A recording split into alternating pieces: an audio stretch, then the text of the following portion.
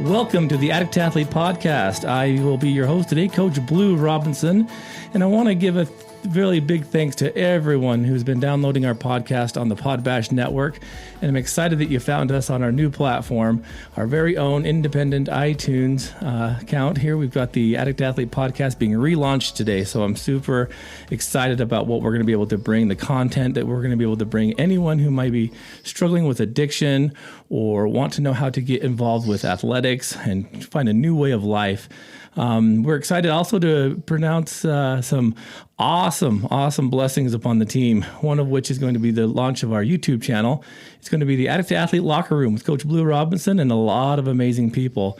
So there's a lot of content coming your way. I think it's really good to keep in touch through our Facebook and Instagram and social media accounts, and of course, addictathlete.org. But today, athletes, I'm excited to have one of our athletes that I've never met in person until just moments ago, but I'm excited to hear his story. I'm excited to hear how he found the team and what he's doing to maintain sobriety and to erase addiction, to replace it with things of greater value. I've got athlete Eric Moon in the studio. Say hello, Eric. How's it going? Good to meet you too, Coach, finally. I know, it's kind of funny. We were just talking about how, man, I've been stalking you on Facebook, and that used to be kind of a scary thing, but it's not too bad now. Exactly. That's how most people get to know each other now. And Eric, you've got a visitor with you too. Tell me a little bit about who's with you today. Yeah, this is my wife, Ashley. She's in the background. I tried to give her a mic. She said no. She said, nope, not happening. It's awesome. It's cool, though. Well, Eric, tell me a little bit about you, the athletes on the team. I know that you jumped right in, but we don't know much about your story. Anything that you feel comfortable with, I'd love to hear. Yeah, no worries. Of course, got the same old story. Many years of alcoholism and drug abuse. Tried numerous times to get sober.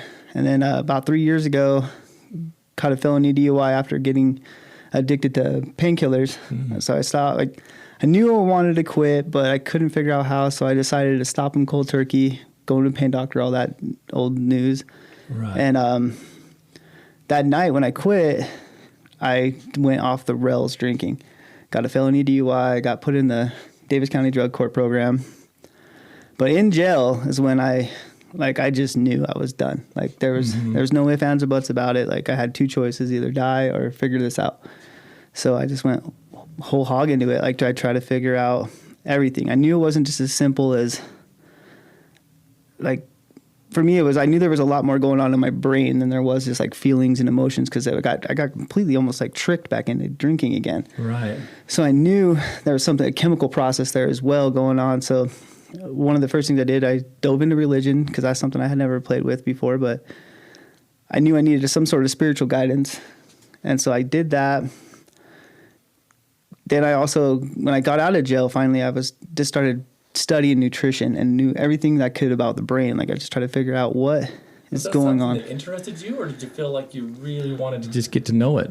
I wanted to get to know it. And I before I got addicted again, I was really into working out and stuff like that. So nutrition did play a role. And so I've always been kind of fascinated about it. But when I realized that there's a lot more stuff going on in your brain. Oh, yeah. And nutrition, of course, it's fuel for your body. So it's got to play a role in there. And so I started studying nutrition, and then the big thing for me is when I was sitting in the AIIA meetings. I'm not going to diss on 12-step programs, but I could see there was a fundamental flaw there that these same people are going in and just working on this one area of their life. They weren't diving into the whole system. Absolutely. And that was, 12 steps are great. You got to do that, but there's a lot more playing the role. And so I started just studying more and more about, I changed my whole diet. I did complete metabolic reset, went full keto for a little while, stopped sugar, and I watched my body changes from that. The withdrawals I went through from sugar was whoa, that's the same as opiates. That is insane. Too. Yeah. So I was okay, so there's definitely more going on here. But I noticed through that, though, my brain started working more clear. Decisions I was making were better. So I just started eating better. And then Addict Athlete, Nate, the Davis County coach at the time, he was always trying to get me to go there, but I was just too busy, whatever, didn't want to go. So life. Yeah, life. So I was still training at the gym all the time, and we go jump in every now and then for a little 5K or something like that. But somewhere deep inside of me, I knew I needed to challenge myself. And I was a big fan of MMA, so I was thinking about, I should go fight. But then the more I started learning about the brain, I was like, you get punched. Yeah, I get punched in the head. I don't need CTE. Like, I like it. Yeah. So I was like, well, I can't do that. And I went home one day. I remember I was sick at work or something like that. And I was sitting and watching. I watched the Barkley Marathon documentary. Oh, man. And I was like, that is what I want to do. Yeah. I want to see how far I can push my body to go. So I came up to her the next day. I'm like, so, yeah, so I signed us up for a 50K. She's like, huh? What is that? Yeah, I'm like, that, you know, the 5Ks we do, times that by a lot. I love it. That's awesome. And so I really started running in October of last year. And I trained all winter for it. And that was where I found myself running on those roads. Like, I didn't know, I hated running. Right. I hated it. And now it's completely opposite. Like, I see so much correlation between running and addiction. Like, there's a huge thing. Recovery, not addiction, recovery is what I should say.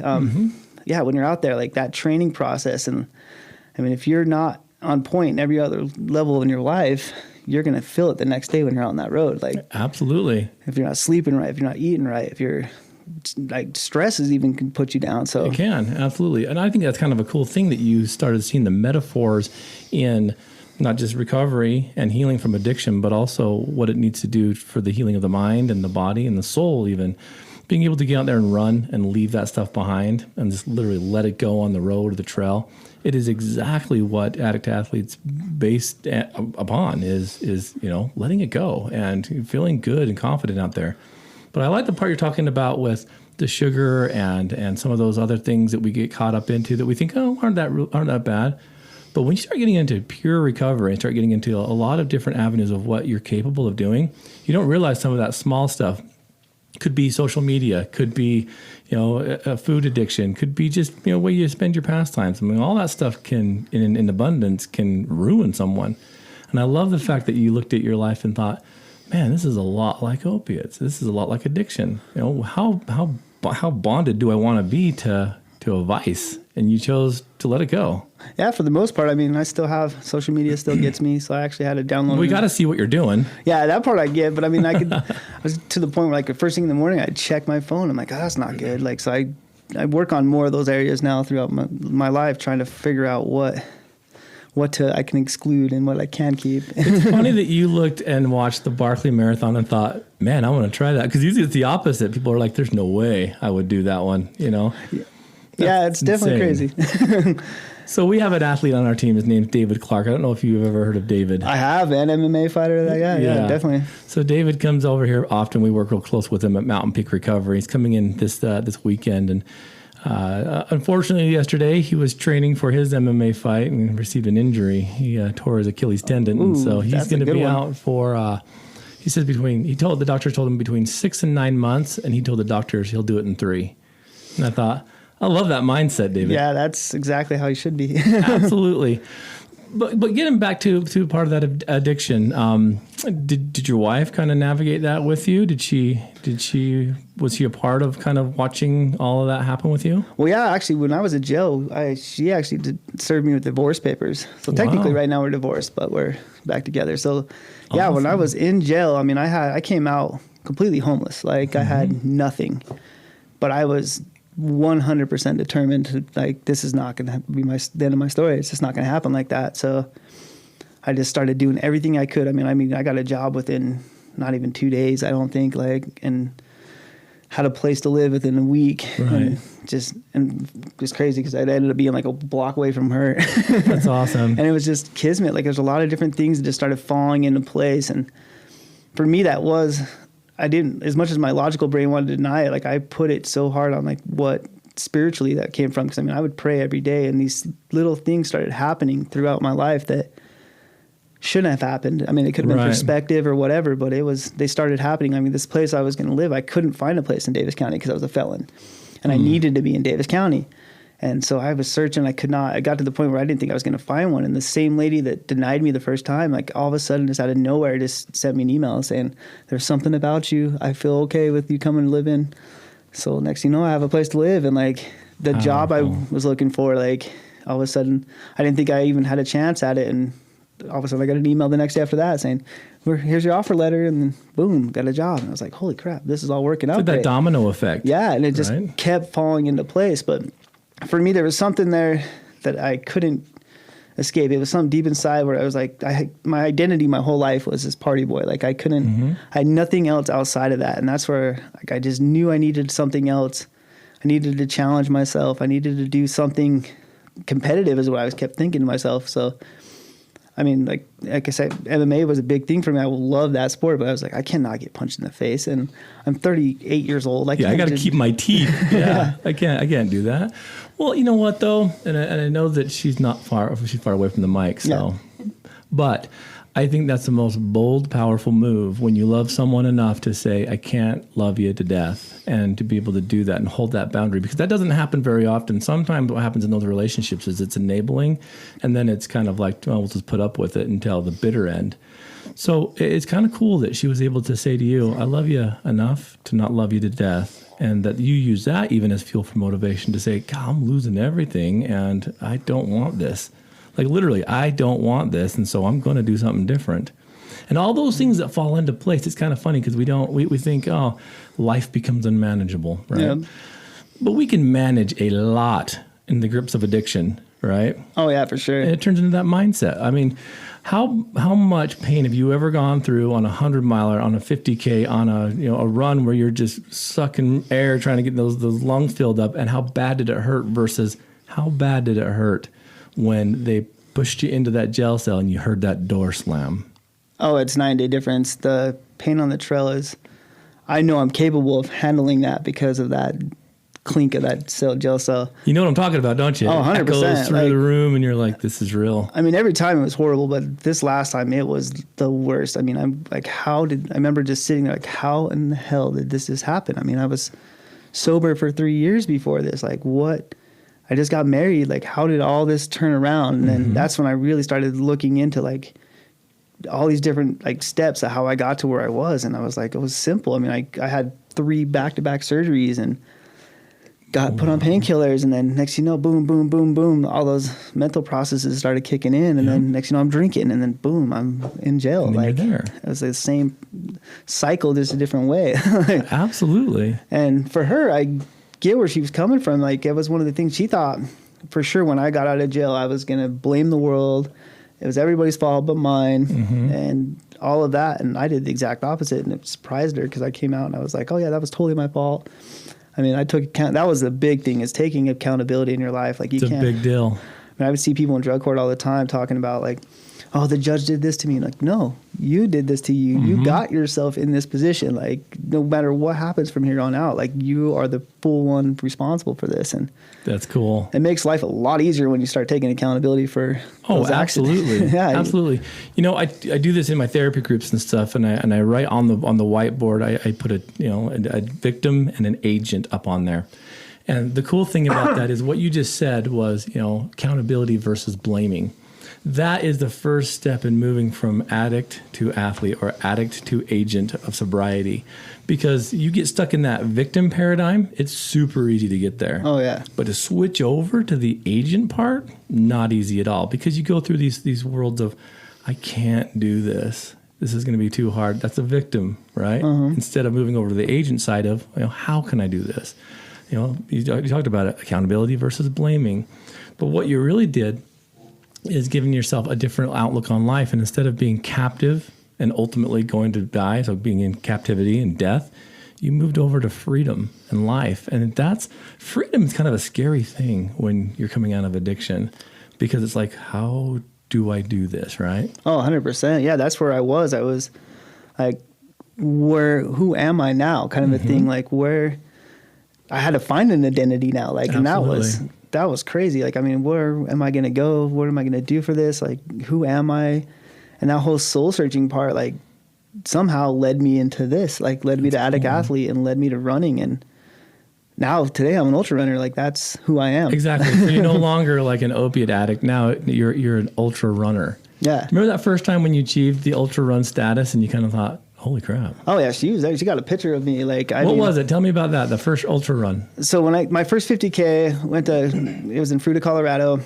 I went out there. And I mean, it was a blast. I mean, running on the Colorado River in the desert. I'm a huge desert fan, so I was enjoying the moment until mile 29, I think.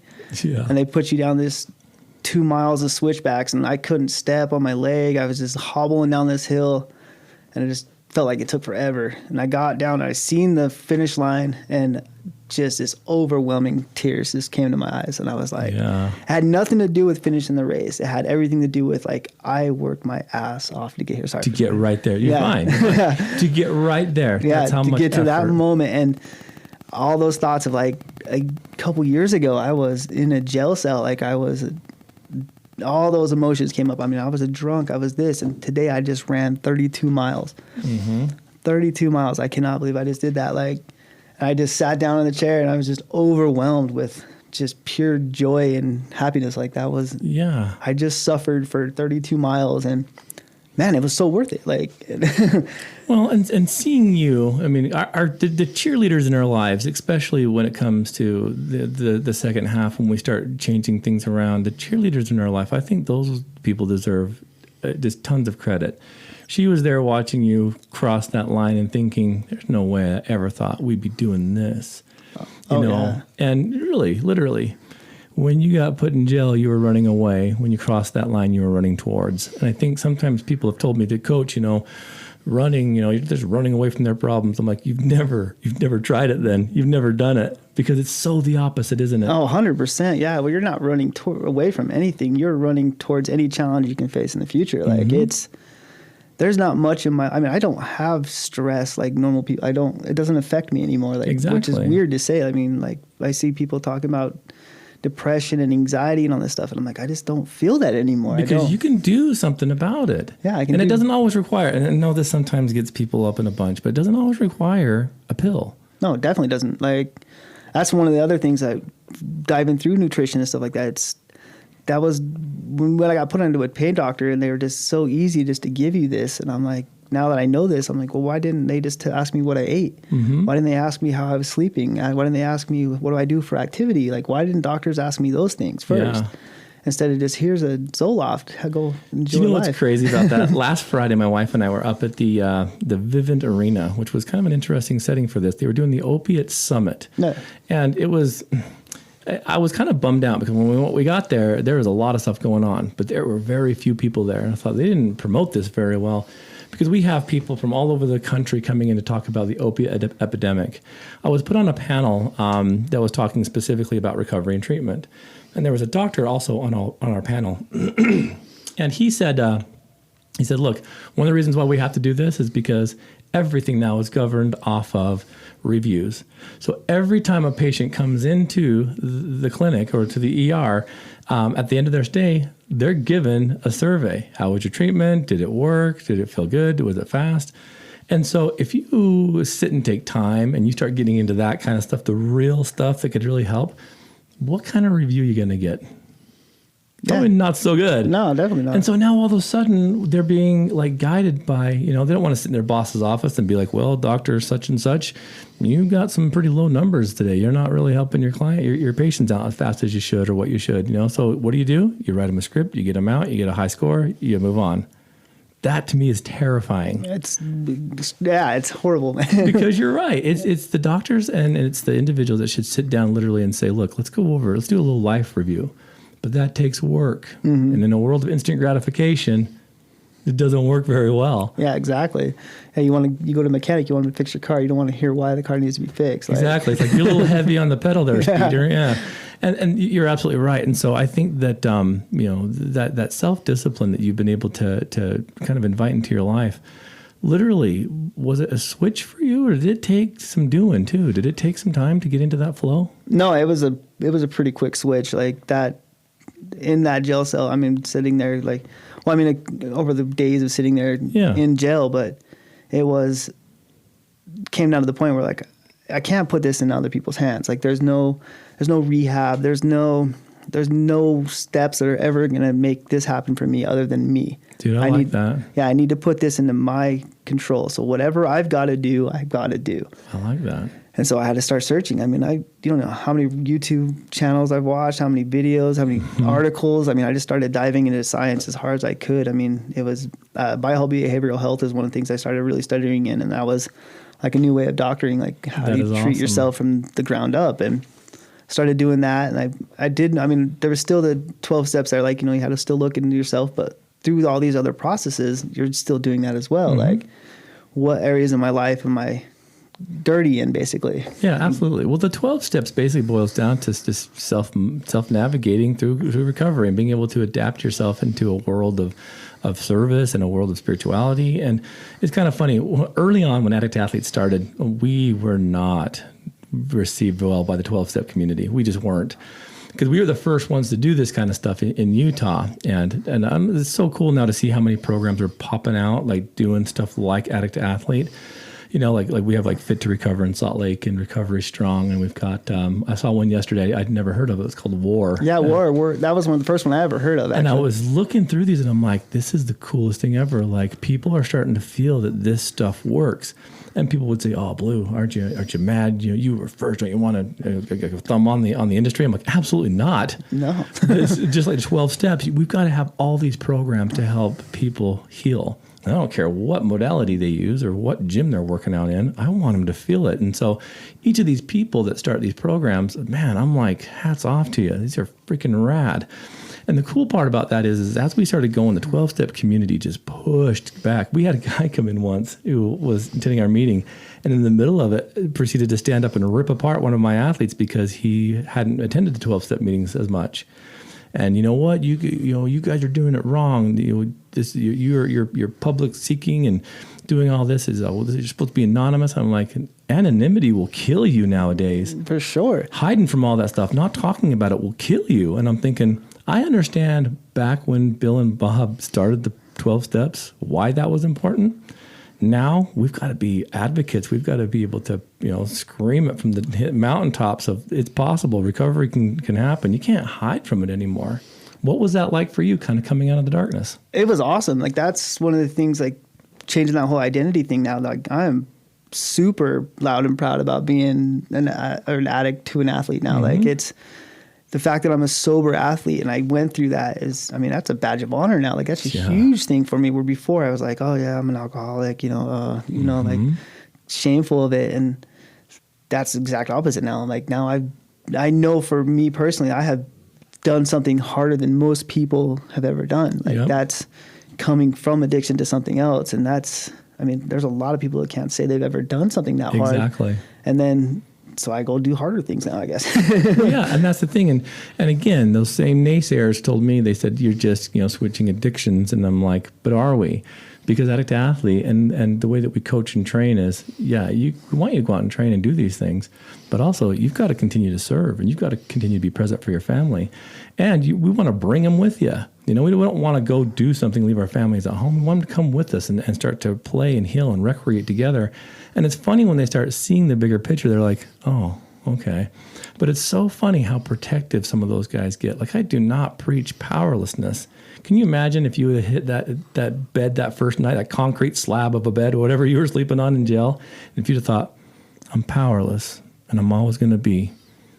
Can you imagine where you'd be right now? Because you took that opportunity as, all right, it's time to get going.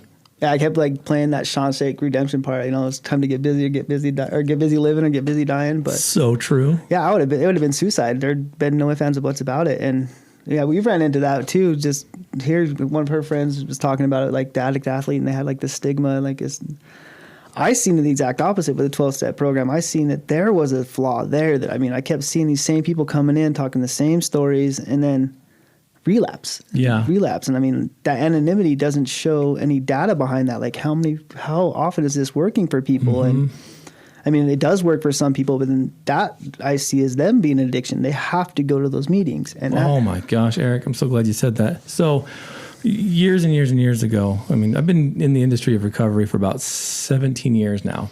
And I got into it because I was working at a treatment center called Heritage Schools. It's for youth down the street. And one of my jobs was to take these kids to 12-step meetings, which was kind of weird. Teenagers, So I had just barely inched down on my addiction when I got this job. And so when I took them there, I'd never heard anything like this. I didn't know those things even existed. So I go rolling in there, and I'm like, okay, this is kind of cool and a little weird, but here we go. One day we were in a meeting, and a guy stood up and said, my recovery is so important. He said that I would do anything to make sure I maintain it. And I'm kind of grooving on this. I'm like, yeah, right on. But then he said, today is my son's 10th birthday, and he's having a party right now. But my recovery is so important that I needed to come here instead of there. And I just kind of sunk. Like, are you kidding me? And he was kind of like puffing his chest up a little bit, kind of saying, I'm here, And I just kind of felt like, because I put myself in that, because I was that 10-year-old kid who didn't have family around because they were stuck in addiction. And I'm just thinking, that kid needs you more there than you need to be here. But it was almost kind of like a badge of honor. And I thought, that's not right. Something's wrong there. And I just did not, and I ever since then I thought, it's going to work for some people. And I think it's really good. I love the principles behind them. But there's also a part where you have to stop doing that stuff and become, dare we say, mainstream or normal. Yeah, for sure. Even on Team Addict II Athlete. I love this program and everything, but I love seeing addicts turn to athletes. And then after about a year or two in the program, we don't see them anymore. And you see them on Facebook, and they have families, they're doing this other stuff, and they come back for runs every once in a while, but it's not so focused and so heavy in their lives. It's not the way it's supposed to be. Yeah, no, I remember there was one meeting in particular where they were like, I can't remember exactly how they worded it, but they said basically, if you don't do this, you're going to get drunk again. And I'm like, oh man, that doesn't make no sense. Like, I have to constantly go to a meeting the rest of my life or I'm going to get drunk. That's not how it works. So, through that though is when I started like, well, okay, what do I have to do to make sure I don't have to go to meetings and get drunk again? How can I live my life and not get drunk again? And where I'm at right now, the chances of me relapsing are, I have a better chance of winning the lottery. Like, I'm with you. I'm with you, brother. I'm 23 years clean, and that's the whole premise of the deal is like, it's not part of me anymore. That way I'd never walk in and say, hello, my name is Blu and I'm an addict, because that is so not true. Yeah. It's still in there, but it's only a part and it's way down there. Because, you never want to drop your guard down, but it's not like, oh, I'm an addict. That drives me crazy. That was another thing we got pushed back for because that was very untraditional, And so when I call my athletes, I said, that label's gone right now. You don't use it anymore. They'd go to some of those meetings and receive ridicule because of it. And I said, look, well, I understand that's their traditions, but be careful with that. I don't like that, man. Yeah, I'm the exact same way. We actually had the conversation about this the other night. Like, you guys have good conversations. Yeah, we talk about this a lot. But yeah, I was actually with the friends, and they're like, "Well, you are an alcoholic." I'm like, "No, not anymore." Like, I don't even really. I have maybe some addict tendencies and stuff like that from years of alcohol and drug abuse, but I'm not an alcoholic anymore. I'm not drunk. I'm not looking for my next hit or whatever. I'm just not that person anymore. Like, my thing now is, what do I have to do to wake up tomorrow to support her, to do what I got to do, go to work, and then how am I going to sneak in training? Better myself. Yeah, I love it. That's it. Like, and it's not, and that same thing, like before I even knew anything about the brain, it was just logical to me that if you're talking about the same stories over and over again, you're just rewiring that same process. Even though you're not drinking, you're rewiring all those same thoughts, all those same things. Reinforcing it, Yeah, you're just creating those pathways. And so I'm like, well, I got to just stop talking about that stuff. Like, get it out when I need to in a therapeutic way, and then... But erase it and replace it with something of greater value. Get it gone. Like, that's exactly the premise, man. And people don't understand that. That's why I think sometimes like long-term therapy can even be damaging. And I'm a therapist, for crying out loud. That's my living. Butter. But that's the thing, though, is like after a while, you have to create and develop a new story. You have to become something greater than what you were, or else that pattern will never stop. And then your children and their children's children, and the cycle will continue. You don't realize how devastating this is to the family cycle. Oh, for sure. It's huge. I watched her, it crumbled her. Like, she, it was one of the worst things that could ever happen to her. And even though I was in jail when it was happening, I knew some sort of what it was doing to her and how it was affecting her. And like, that can't happen again. Like that's that simple. I mean, I can't put my family through that. I can't do any of that again. And like, when you come to that realization that it is you creating that for your family, that the responsibility is now on your shoulders. It's on you. And a lot of addicts want to push that off and blame and say, is it disease or is this and this? Like, no, it's still you making that choice. I mean, it could be a disease, but you have every option of changing that and changing your story behind that. Like you can choose not to do these things, and you can choose to better yourself and fix the family. And like now she's my number one supporter. My mom, my dad, every one of my family, like, they're there. I mean, she drove me out to Colorado and sat there for 7 hours. My last race, she was 16 hours sitting there waiting for me to come back. And like, my wife did that too. She's like, really, man? Can you go a little faster? I'm trying. Yeah. I'm in the middle of Richfield. Like, what am I going to do? I love it, man. Speaking of family, how has your family, your parents and your siblings and stuff, how have they wrapped their heads around you? And what kind of, what kind of life have they been able to kind of see you now lead? And what's their thoughts on all this? Oh, from what I know, I mean, it's pure pride now. Like, I mean, my mom a few years ago, we didn't even speak. And now she can't wait to tell people like, oh, my son just did this. She's they're just super proud of me, which is, I mean, at the beginning it was like a little weird and off taken, I'm trying to be as humble as I can about it. But like, now I'm that's cool. Like, I like to know that your parents are proud of you. Yeah. For the first time in my life, they're proud of me. They're not the kid that like, oh, you got to get bailed out of jail again. Or where is he at now? Is he dead in a ditch somewhere? Now they're like, well, now her concern is, am I dead on a trail? But, but it's a big difference between that. Like they're watching me do something that I think they all knew I had something inside, but just never watched it come to fruition. And now it is. Right. And I mean, it might be a completely different way than they thought, but that's cool. That's what it is now. So, well, I like that too. And when I'm doing therapy with my clients and stuff, and a lot of trauma and a lot of issues kind of revolve back into the way that parenting went down. And there's a lot of stuff that happens when we're growing up. But the craziest thing is when you start getting these adult addicts. We're talking like, in their 50s, 60s, and I've even had some in the 70s.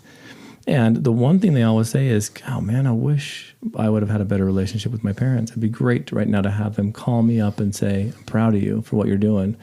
And that void, if it's created, gets deeper and deeper, and the chasm, just ever expanding. And I've seen great damage come out of, people who don't have a relationship with their parents.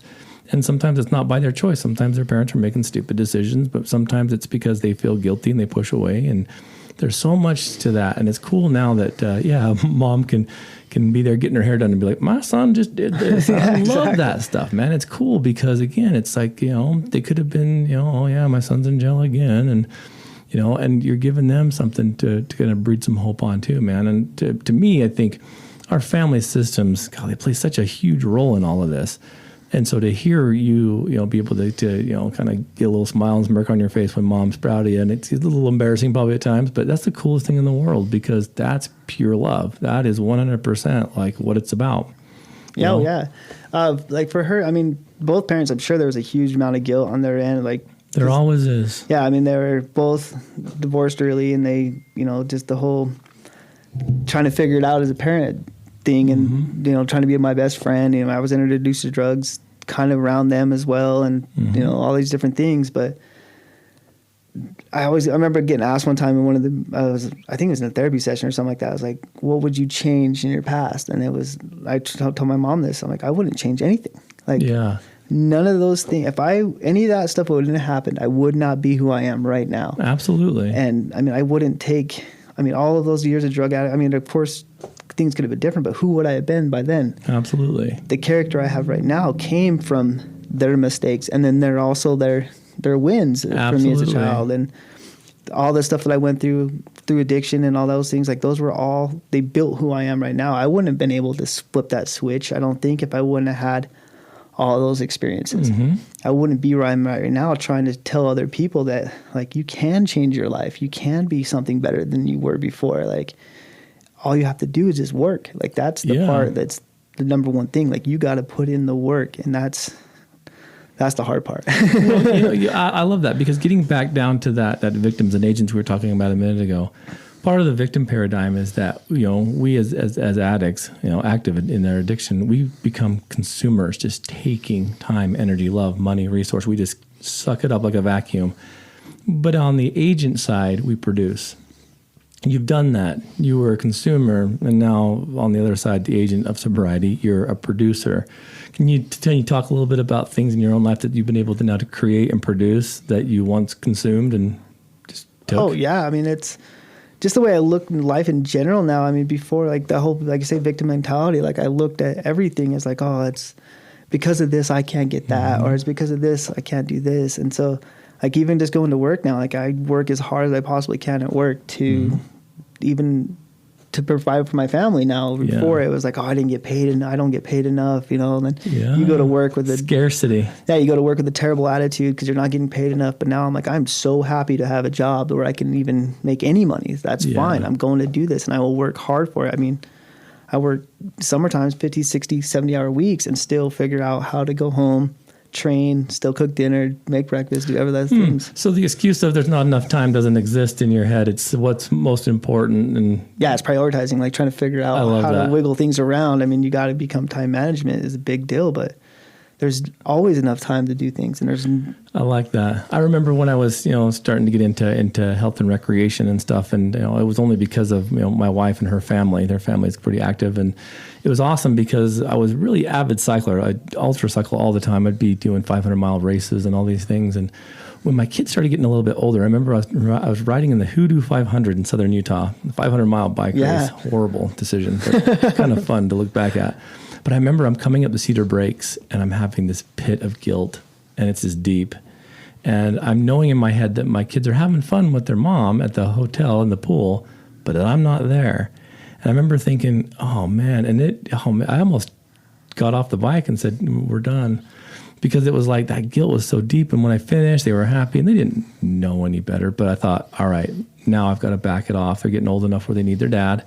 And so I've got to do something different. And so now whenever I do that, I have to run or bike when everyone's asleep. No one cares where I'm at. So I do mine, in the early morning or the really late hours at night. And I get enough for me, but I also can be there for them. And that time management is huge when it comes to this, the priorities. Oh, it's definitely a big thing. But then there's also like a little part for me, like where, it has to be an understanding between, like with her, like I'm not just running for myself anymore. Like I don't like these big races. You got to have something outside of that. And for me, it is the fact that I'm doing this to show somebody else that it's possible. That makes me so happy. Right? And so when I am missing some time with my family or whatever, like I can turn back on that. Like, well, I got to give back in some way. So, this little sacrifice here, it's not great, but she understands that there's a bigger meaning to it sometimes. Absolutely. And so you got to have understanding with them. Like you can't just be like, well, I'm going to go run by and she's sitting there wondering why you're gone. I'm so glad you said that, because that is the case. And there are times when I have to go and I do these runs or do these experiences. We went down to the Salton Sea run in April, and I had to go in a real difficult time just because we bought this, Mountain Peak Recovery, and we're new owners of this therapeutic treatment center. And I'm like, okay, well, I'm out for the next week. And, but they understood because we were doing it for a purpose and for a reason. And the time wasn't squandered. It was for benefit. And so it was kind of a cool thing. But you got to have that understanding, which is communication and open and honest dialogue is huge, because if not, that's a lot like hiding your addiction. Yeah, it's the same thing. Like that's when running would become an addiction, I think. I think for me, it's never been an addiction. I don't think it's an addiction at all. There's days I don't want to train, and when I was addicted, I didn't give a crap. I would still get high. Yeah. There's days I will not run because I want to go to sleep. Yeah, but just listening to you and kind of where I think your mindset is, if she needed you or your family needed you, yet there was a big race in the morning, you'd choose family. Oh, 100%. I know, I could tell. Yeah, we're working on that right now. Actually, during my 50-miler, we found out she's having a baby. Oh, congratulations. Yeah, and so... your world's going to change dramatically here. Yeah, yeah, so awesome. my next 100-miler is the same month the baby would be due. So you better run fast. So I'm signing up for it, but we'll see where we're at by then, and I will 100% just not run. Well, you know what though? And that's the trust that you've gained back, which kind of is, I'm going to trust your decisions. One of our athletes, Jeff Smith, it was cool. His wife, Callie, they both kind of met and are very big parts of this team. Probably know Jeff Smith. I know both of those guys. Love them to death. Big ultra runners, yeah. Yeah. And I remember Jeff was down in Moab once, and his struggle to get down to Moab, his car was breaking down. I mean, he crutched it into Moab, set up his tent, got his bag, and he's in there in the middle of the night, and he's like, I got to go home. And once he kind of tormented himself with that decision-making process, he jumped in his car. It started fine. He drove home, no problem. A couple days later, I think it was when she had her baby, and I thought, that's cool to be that in tune, to know where your priorities are, even though that you want to do this. And I'll never forget that because it was so nonchalant for him. But for me, I'm thinking, that's not addict behavior. No, for sure not. That is recovery. In fact, that's healing, you know. So you start having those kind of aha moments. They're sweet. Yeah, I love those things. Like when you're in addiction, like that would be the last thing on your mind. Like you would be figuring out how to get high and not giving a crap what she's doing. What she's doing, yeah. It's all about me. Yeah, your mind would be so tunnel visioned. And now I'm aware of all sorts of different things I've never learned. I mean, there's still areas I can work on, but yeah, I'm hyper aware of other things now and other people. And that's a change. I mean, before it was the selfishness inside. It was always there. Like you're just. Were you always kind of shy, withdrawn, kind of like, you know, or were you always kind of outgoing? I was false confidence outgoing. Like it was that I found a confidence through, you know, trying to go out and be the wild party guy or whatever. That's who I thought I had to be liked. And false confidence. Eric, I could talk to you for hours. That's freaking genius that you were able to recognize that too. Like the false confidence in it, meaning like, got to be high, got to do this, got to kind of work someone over in order to get my needs met. But now it's like you can feel that because of accomplishments, even though you won't walk in with all your medals and like, you know, that's inside now. It's such a different concept, isn't it? Oh, it's 100%. Yeah, I mean, I'm confident knowing who I am right now. I don't have to show it. I don't have to be that person. And like the only reason why I even be on social media is just because, like I say, I always want to see if I can just maybe one person who's sitting there, even if they're not in addiction, maybe they're just tired of life and they're just depressed or whatever. If they can see that someone can come from this and just get off the couch and go walk. And absolutely. Then, in a year or two, you can run an ultra marathon, just from starting from at that one position. If they can see that I can do this, then they can do that. So what would you say to the person that says, man, you know, you've overcome your addiction, you're this ultra runner, that's you, I can't do that. What would you say to that person?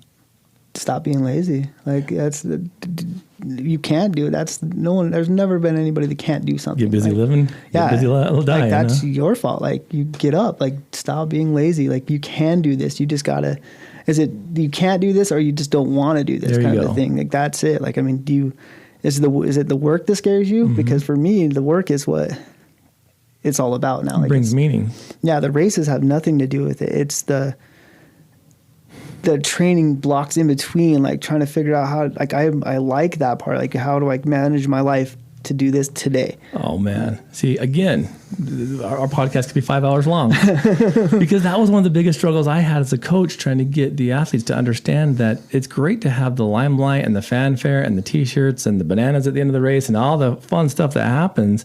But you've got to put in the training in between. And when no one's watching, when there isn't a big, you know, crowd there waiting for you to finish, you know, at your doorstep at your house. And that was the hardest concept for them what I saw was that they would pretend to train and then they'd show up for these races and do horribly. But they'd participate and they'd enjoy it because it's something. And I'm like, you guys, you're missing the point. It's those periods in between when no one's watching that you get the most growth. Wouldn't you say? Oh, 100%. Yeah, those days where, I mean, I'm just exhausted from work and it's snowing outside. I'm like, well, I've got to do something. And like, it's that choice right there of going out and running in that snow or sitting on the couch that I can actually watch snowball through the rest of the week. Like, I mean, if I choose to be lazy that day, I am started falling apart in other areas of my life. And it's that same decision of, okay, I'm going to go run today in this snow, that the rest of the week is easy after that. You're making me feel like I got to get going, dude. I love that though, because, and that's why listeners, I hope that you're gathering from this is that Eric's words they're pure and they're real. And I hope that it's bringing motivation. Cause I'm sitting here, Eric, and I'm like,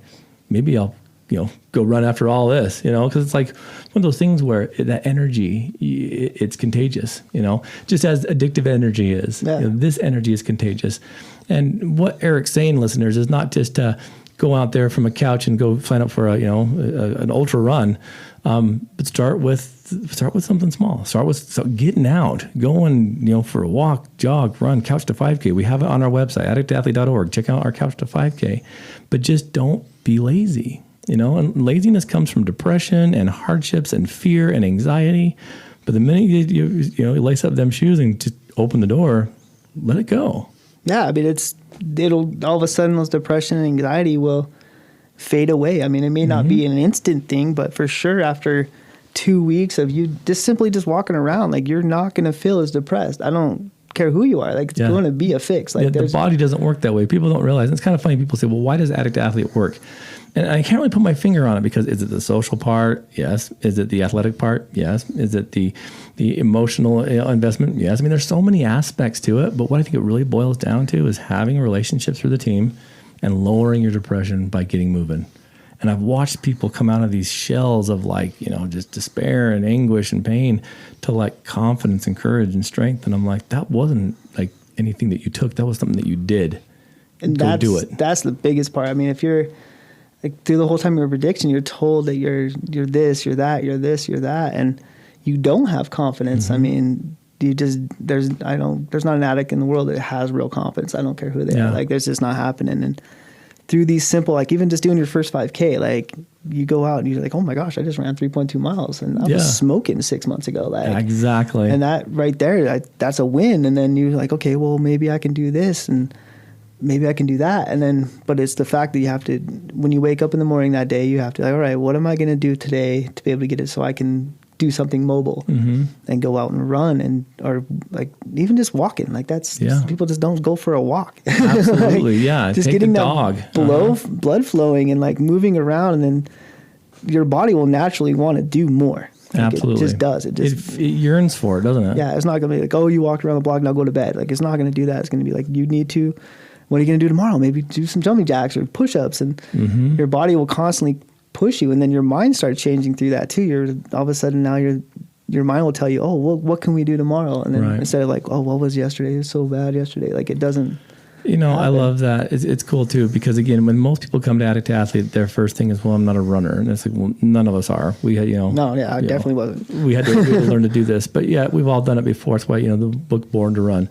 We literally are. I mean, as a kid, that's all we do. You run here, you run there. I'm like, you tell me, guys who aren't runners, did you walk door to door during Halloween trick-or-treating when you were a kid, or did you sprint? Because that's what we do. You run as a kid. That's part of your life. I mean, running's ingrained into your DNA. It's persistence. Born to run. You are a runner no matter what. who you are. And we forget, don't we? We forget what we're capable of, and just kind of looking at that confidence part you were talking about. And confidence to go run a 5K, but the first thing you saw was the Berkeley Marathon, and the confidence you have to have there, knowing that you're going to fail, is incredible, because you're I'm not going to do this. This is going to be hard, but almost guaranteed to fail. That's why I love that. That's why I raised the premise of that is just beautiful. Well, getting ready to wrap things up here, Eric. Like I said, this will be your first of many times in this little studio here, because awesome, I love hearing what you say. For that new athlete who just stumbled upon this podcast, who's like, Addict Athlete, what's this? What would you tell someone that's brand new, that's kind of getting ready to maybe go out and look at some running shoes, which, is always a fun thing to do, getting into this sport, getting into this environment, this lifestyle? What's the one thing that you'd motivate them with by saying, look, fill in the blank? Look, this is going to be hard, but find joy in that difficulty. That difficulty that's what it's all about. I mean, if you're not challenging yourself and making things hard, you're not doing things right. If you start doing something difficult for yourself, the rest of your life will become easier in so many different ways. External stress won't be so stressful anymore, because you're accomplishing things. And if it's not hard, you got to make it harder.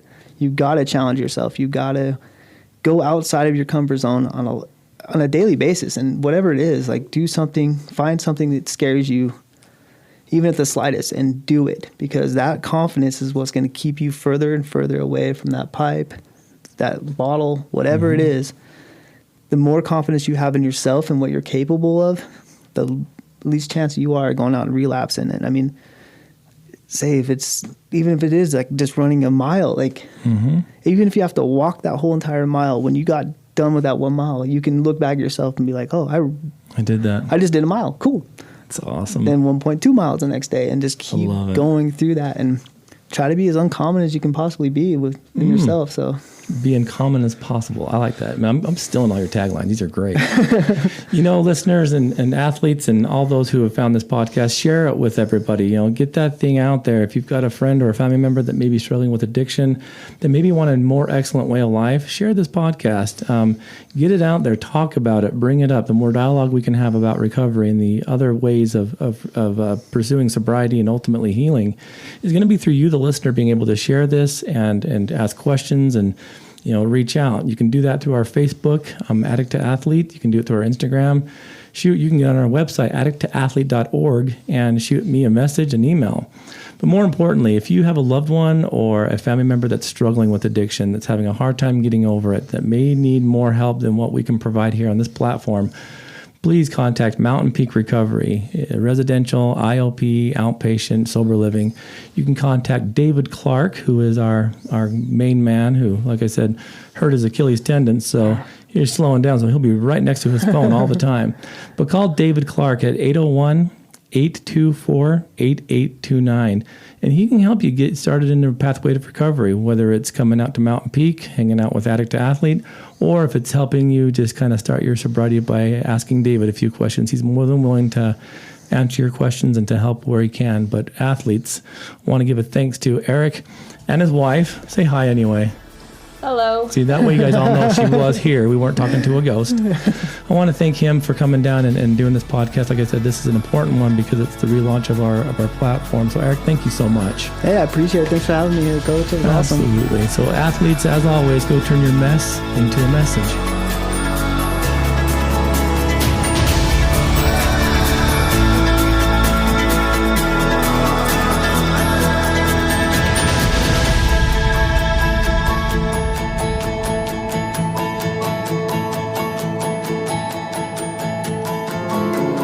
It is the mission of Mountain Peak Recovery to provide the very best therapeutic environment that will enable individuals and families affected by substance use and disorders to achieve learning that is conducive to lifelong recovery.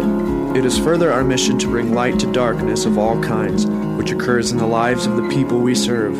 We believe that mistakes are opportunities to learn and grow.